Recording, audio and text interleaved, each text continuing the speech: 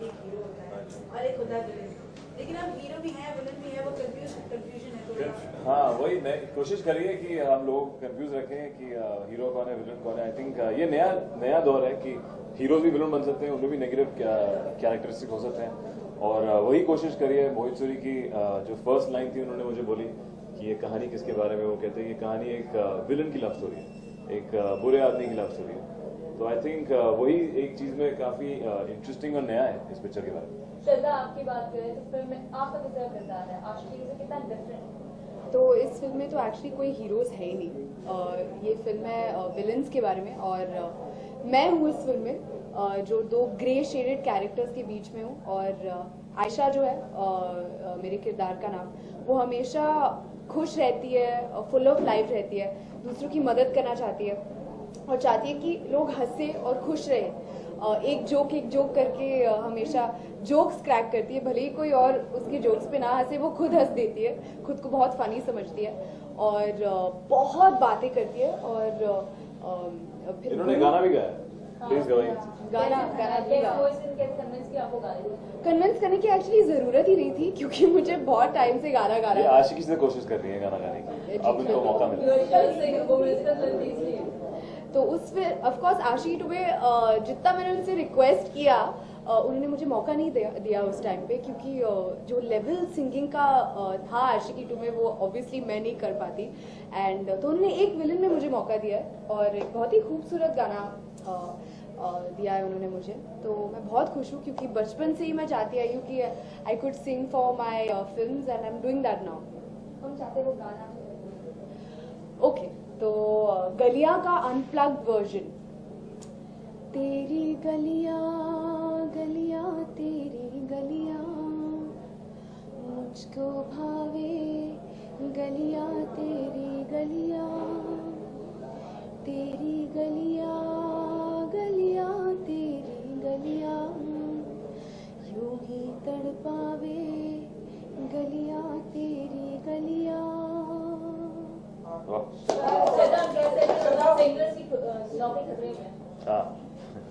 Singers की नहीं ऐसा कुछ नहीं है, पर डेफिनेटली बहुत अच्छा लग रहा है कि मैं अपनी फिल्म के लिए गाना गा रही हूँ। So it's a great feeling. First of all, tell me, it's for the first time you're doing something very negative.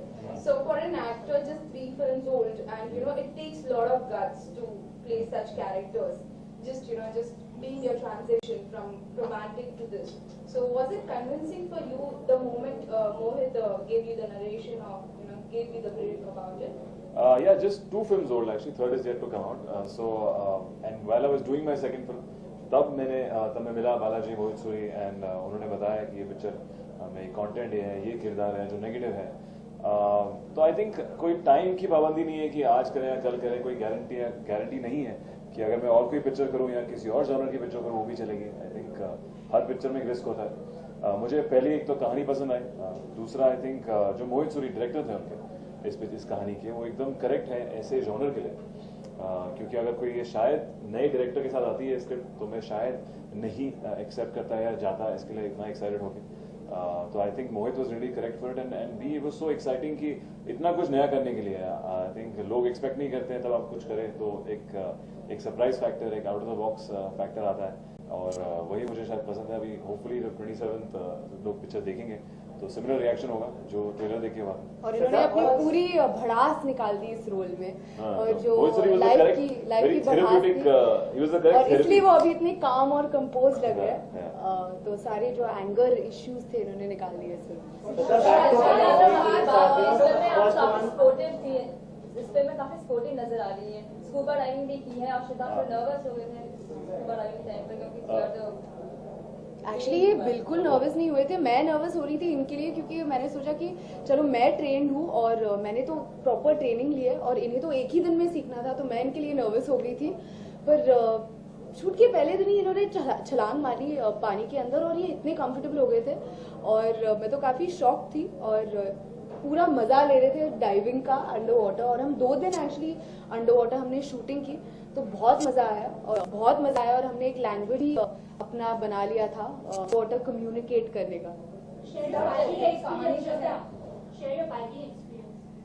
इस फिल्म के लिए मैंने बाइकिंग एक बुलेट चलानी सीखी, तो ऑब्वियसली मैं 5.5 की हूँ और एक बुलेट जो है एक बहुत ही बड़ी बाइक है, तो डेफिनेटली मज़ा तो बहुत आया।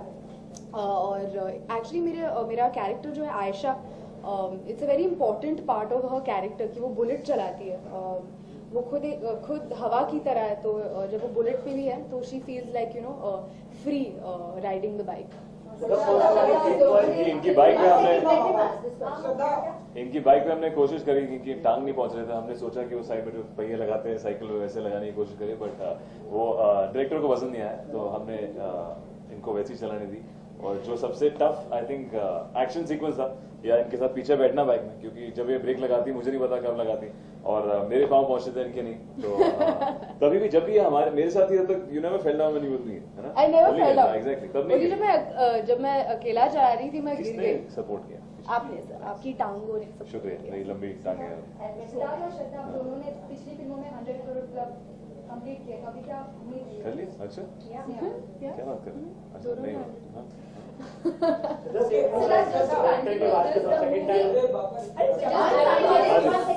कैसा लगा? ओके श्रद्धा, ये गलियां जो आप गाना गाती हैं, मैंने अक्सर नोटिस किया बहुत ही नॉस्टैल्जिक होकर आप ये गाना गाती हैं, तो सच में ऐसी कोई गलियां हैं जो याद आती हैं आपको? नहीं एक्चुअली मतलब आप बात करें कि मैं आंखें बंद करके गाती हूँ, मैंने जब वही आप बोले, क्योंकि है ना वो नोट मुझे पहुंचने में थोड़ा कंसंट्रेट करना पड़ता है, इसलिए मैं अपनी आंखें बंद करके गाती हूँ। एंड ऑफ कोर्स जितना ज़्यादा गा रही हूँ मैं आई कैन फील कि और ज़्यादा मैं इंजॉय भी कर रही हूँ और आवाज़ खुली जा रही है, तो मज़ा आ रहा है। जिस तरह सिद्धार्थ एक अलग रूप में नजर आ रहा है कोई विलेज में, कभी नेगेटिव शेड आप कभी करना चाहेंगे? आप दोनों के नेगेटिव शेड्स बताएं।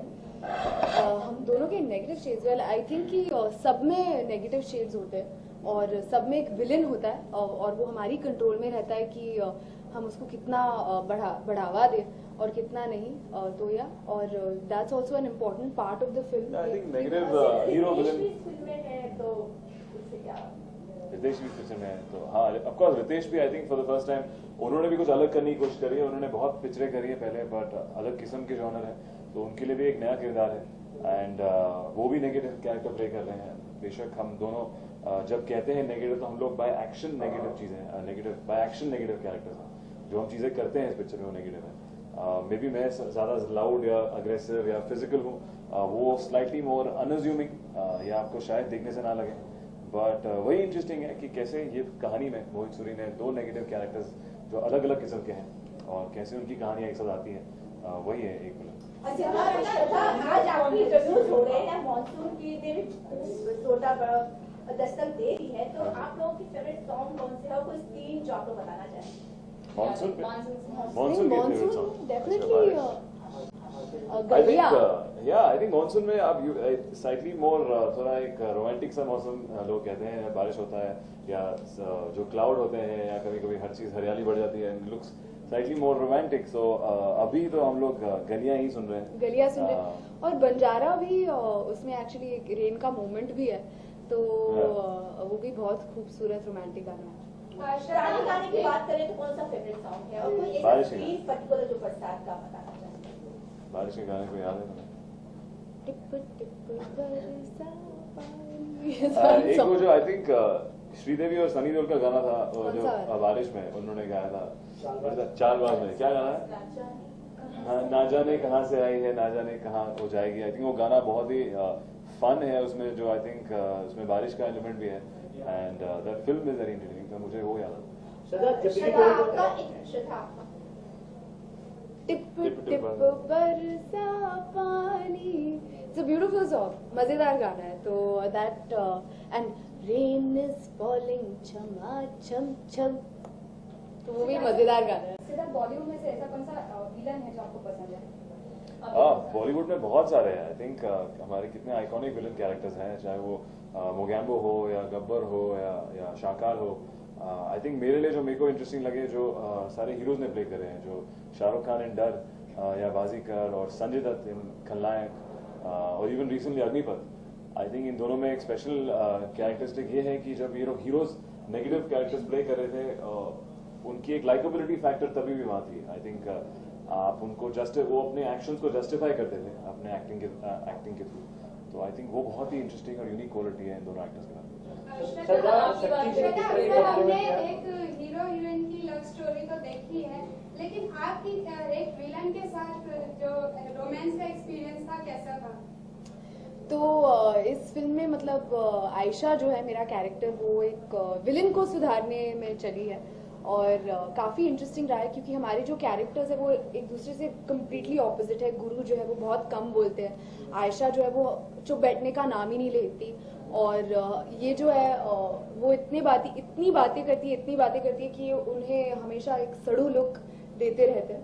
तो काफ़ी इंटरेस्टिंग है क्योंकि दो इतने ऑपोजिट कैरेक्टर्स में प्यार हो जाता है, तो लोगों को आई थिंक वो एस्पेक्ट भी काफ़ी इंटरेस्टिंग लग रहा है। अच्छा, एक और चीज, कपल का शो सितंबर में ऑफ एयर हो रहा है और सारे सेलिब्रिटीज वहाँ पे जाते हैं, वहाँ पे अपने फिल्म का प्रमोशन करते हैं, तो उस पे क्या कहेंगे आप लोग? क्योंकि जनता तो उदास है, आप हम भी मैं तो बहुत उदास हूँ। I've never been to Kapil show और इस बारी मतलब उम्मीद है कि जाने का मौका मिलेगा। मैं वेट कर रही हूँ कि मैं कब उनके शो पे जाऊँ, और ये अफसोस की बात है कि his show is coming to an end. It's really sad. बहुत ही बढ़िया शो है उनका।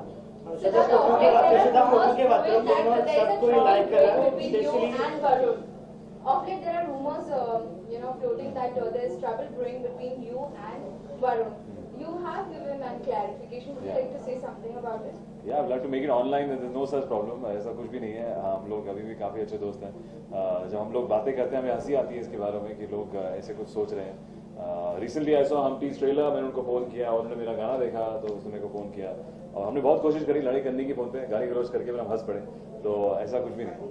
श्रद्धा, प्रोमो के बाद प्रोमो सबको ही लाइक किया, स्पेशली सत्यजीत ने क्या कमेंट है, किस तरह की उन्होंने? तो मेरे डैड ने एक विलन की स्क्रिप्ट पढ़ी थी और उनको बहुत पसंद आई। उनको मोहित सूरी की सारी फिल्में पसंद आती है, तो बहुत ही एक्साइटेड है कि बहुत टाइम के बाद एक फिल्म लोगों को देखने को मिलेगी जहाँ पे कोई हीरोज नहीं है, विलन्स हैं, तो वो काफ़ी एक्साइटेड है।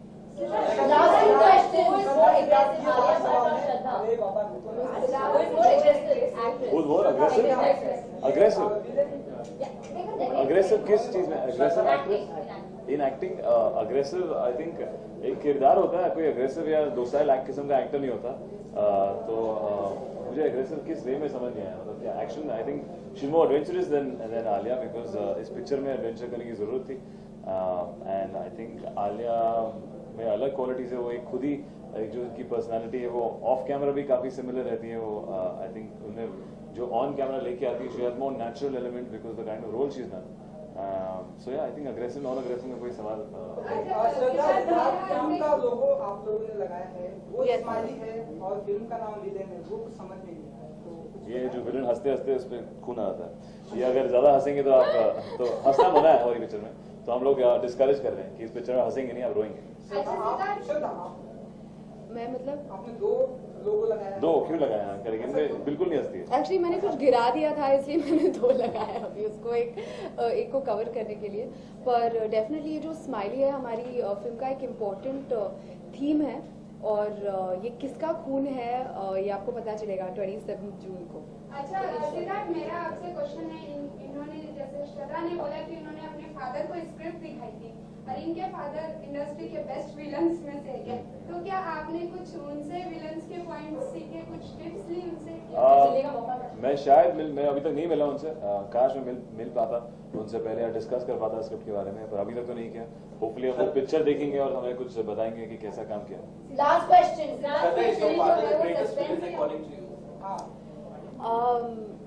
मैं मतलब इतनी बड़ी फैन रही हूँ क्राइम मास्टर गोगो की, भले ही वो मेरे डैड है, पर जिस तरीके से उन्होंने एक कॉमेडिक एंगल उस विलन के किरदार में डाला, I think I don't think anybody can beat that. तो yeah and also I think Shahrukh Khan and Darr बहुत ही बढ़िया काम किया उन्होंने अंजाम में भी, और जिस तरीके से वो वल्नरेबिलिटी लाते हैं to a villain's role, I think कि that's very likeable. Okay, suspense genre देखिए या thriller genre? क्या है इसमें थ्रिलर आई थिंक एसेंशियली जैसा कि कहा, ये एक बुरे आदमी की लव स्टोरी है, एक विलन की लव स्टोरी है। तो विलन की लव स्टोरी है तो उसमें थ्रिल एंगल तो होगा ही, बिकॉज इतना बोरिंग या डुसाइल या क्वाइट नहीं होगी। पर उसके साथ साथ एक सस्पेंस एंगल भी है, बिकॉज उसका नैरेटिव जो है, जो जैसे कहानी बताई गई है, वो एक पॉइंट ए पॉइंट बी से नहीं है, उसका लीनियर नहीं है जैसा कि हम कहते हैं। तो नैरेटिव आगे पीछे चलता है, तो कहानी धीरे धीरे अनफोल्ड होती है, तो उसी के दौरान एक सस्पेंस एंगल भी आता है इसमें। Okay, list reasons why audience should go and watch the film. 3 reasons. अभी जैसा कि मैंने कहा, एक बुरे आदमी की लव स्टोरी है, जैसा कि एक अच्छे या करेक्ट कैरेक्टर्स की नहीं है, इसमें सब कैरेक्टर्स नेगेटिव शेड्स में हैं, specially the main two men in this. And कैसा कि एक बुरे आदमी को भी प्यार हो सकता है, और उसकी लव स्टोरी कैसे होगी। Then we have Mohit Suri songs, and then yeah, I think to see all of us do this for the first time. इस फिल्म में एक बहुत ही इम्पोर्टेंट थीम है, जो हम एक फिलॉसफी है जो मैं बोलती हूँ मेरे डायलॉग्स में है, जो है अंधेरे को अंधेरा नहीं सिर्फ रोशनी मिटा सकती है, नफरत को नफरत नहीं सिर्फ प्यार मिटा सकता है।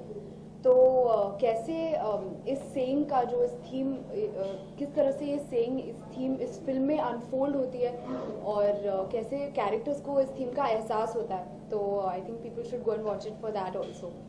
Done, thank you. No, done. Thank you.